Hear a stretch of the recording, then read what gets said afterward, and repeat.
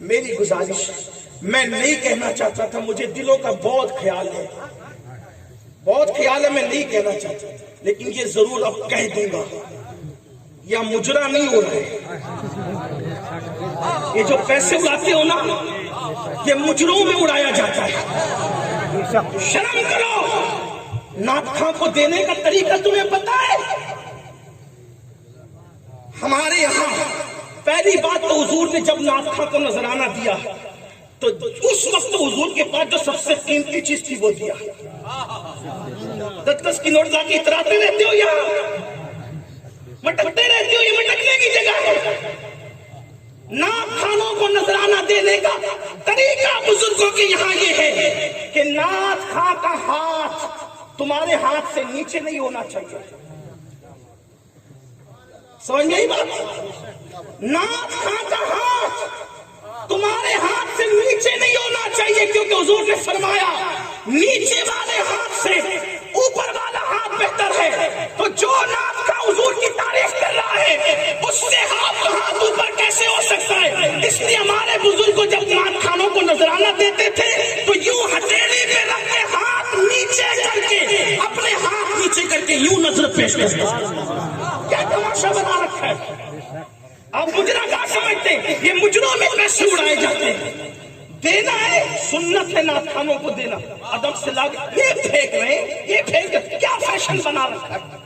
محفل کے تقدس کا کسی کو خیال نہیں۔ میں نہیں کہنا چاہتا تھا، میں صبر کر کے بیٹھا تھا۔ میری عادت یہ ہے کہ میں دل کا بہت خیال کرتا ہوں۔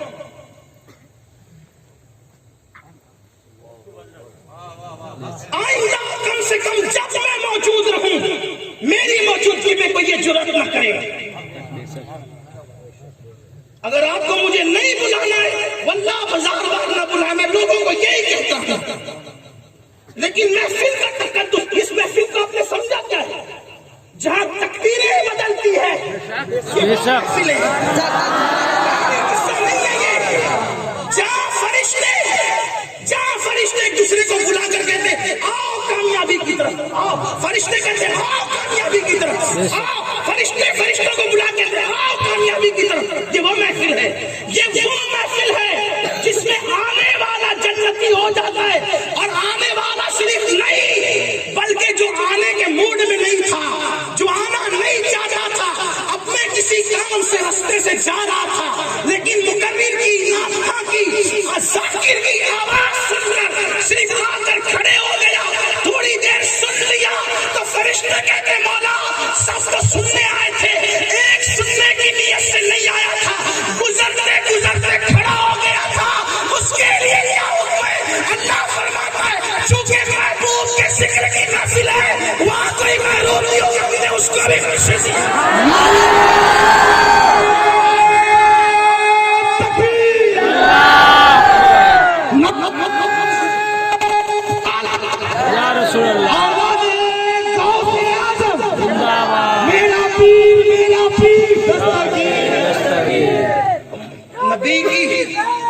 نبی کی محفل کو دھندا مت بناؤ، دھندے پانی مت کرو، اس میں جس کی نگاہوں سے خدا کی ذات نہ چھپی ہے اس کی نگاہوں سے دل کے جذبات کیا چھپ سکتے ہیں؟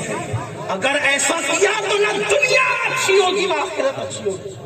یہاں دھندا نہیں کرنا، یہاں دھندا نہیں بنانا، یہاں تو صرف ان کے لیے، صرف ان کے لیے۔ ہم اگر ذکر مصطفیٰ کر رہے ہیں یہ امین القادری کا امت پر کوئی احسان نہیں ہے، یہ ان کا احسان ہے کہ انہوں نے ذکر کرنے کی اجازت عطا کی ہے۔ ہماری زبان اس قابل نہیں ہے کہ حضور کا ذکر کر سکے، 1000 بار پشویم دہن کا مشک گلاب خلوص نام تو گفتن کمال پیانویس، اگر 1000 مرتبہ نہیں، میں اب اس کا ترجمانی اپنے انداز سے کروں گا، کروڑوں مرتبہ اگر مشک اور گلاب سے میں اپنی زبان کو دھل لوں تو میری زبان ایک مرتبہ نام محمد کہنے کے قابل نہیں ہے۔ یہ نام محمد ہے اور ہم نے اس کو کیا بنا رکھا ہے؟ گانوں کی محفل میں، مجروں کی محفل میں، ہماری محفل میں فرق ہی نہیں۔ خدا کے لیے اس کا خیال کریں۔ میں نے پھر کہنا ہے کہ میں نہیں کہنا چاہتا، مجھے دلوں کا خیال ہے۔ ہاں ورنہ کوئی یہ نہ کہے یہ صاحب دیکھیے کہ یہ اب بھی بول پڑے، میری باری میں تو کم سے کم آپ نہیں کریں گے۔ اور یہ بھی آپ سے کہہ دوں کہ میں نے قطعی طور پر آپ کو نظر دینے کے لیے منع نہیں کیا ہے، میں تو یہ کہہ رہا ہوں کہ حضور کی سنت ہے کہ جب حضور کسی نعت خواں کو، کسی مداح رسول کو جو چیز دیتے اس وقت تو سب سے بہتر جو ہوتی وہ دیتے، ایک بار نکال کے دے دو، کیا گھڑی گھڑی لا کر کے کہ میں بار بار ویڈیو میں نظر آؤں کہ دیکھو آج جناب کتنے سخی ہے، ویڈیو والوں کو بتانے کے لیے کر رہے ہو سب، ان کو دکھانے کے لیے کرو، ان کو۔ ہاں وہاں بیٹھ کر کے کسی بچے کے ہاتھ سے بھیج دو گے نا تو بھی وہ خوش ہو جائے گی، یہاں خودکتے مت آیا کرو، اس کا خیال کر لیا کرو۔ مجھے جلدی سے جو ہے وہ یہ سب چیزیں ہضم نہیں ہوتی، اس لیے مجھے بہت تکلیف ہوتی ہے جب نعت شریف پڑھی جائے سب سراب ادب، ہاں ذکر مصطفیٰ آتا ہے تو فرشتے سراب ادب بن جاتے ہیں۔ ان کی نعت کو سمجھا کیا ہے؟ اگر مجھ سے کوئی پوچھے کہ سب سے پہلا نعت خواں کون ہے مدحت کے باب میں، تو میں اپنے اللہ کا نام پیش کروں گا کہ وہ سب سے پہلی نعت بیان کروں گا، اس لیے کہ آغاز سے اخیر تک قرآن نعت مصطفیٰ محبوب کے بیان کا کیسا موقع۔ اور نعت کیا ہے جانتے ہو؟ نہیں سمجھا نعت۔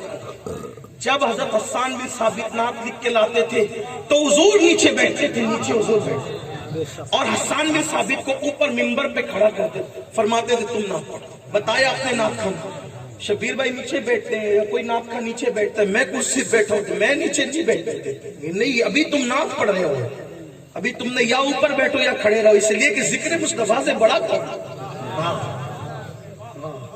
ہم یہ غرور لے کر کبھی نہیں آتے کہ ہم سادات ہیں، ہاں ہم کچھ بھی ہیں حضور کی نالین کے صدقے میں،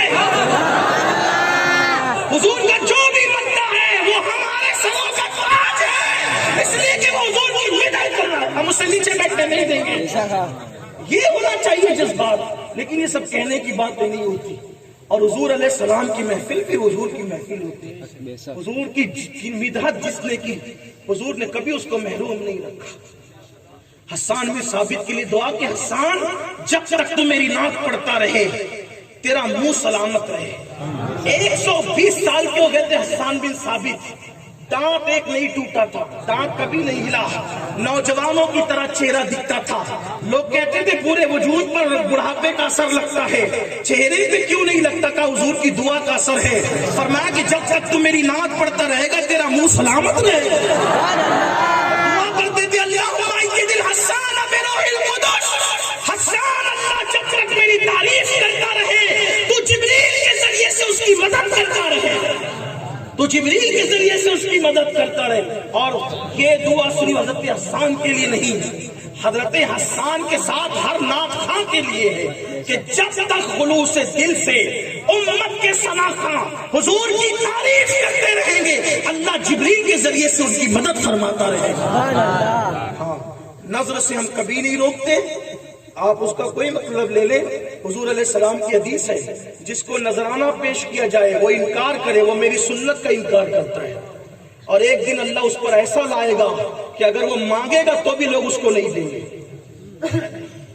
اسی لیے نذرانے میں اور بھیک میں فرق یہ ہے کہ بھیک مانگ کے لی جاتی ہے، بھیک مانگ کے لی جاتی ہے، اور نذرانہ بن مانگے ملتا ہے تو انکار نہیں کیا جاتا، دونوں میں فرق یہ ہے۔ تو اب آپ کتنا بھی مانگ کر کے لیں یہ بھیک ہی ہے، اس لیے ہمارے یہاں بھیک کا تصور نہیں ہے، اس لیے کہ ہم بھکاریوں کی جماعت میں پیدا نہیں ہوئے، ہمارے یہاں نظر کا تصور ہے، اور نظر جو ہے صاحب نظر کو پیش کیا جاتا ہے۔ ایک بار درود شریف پڑھ لیں۔ بلند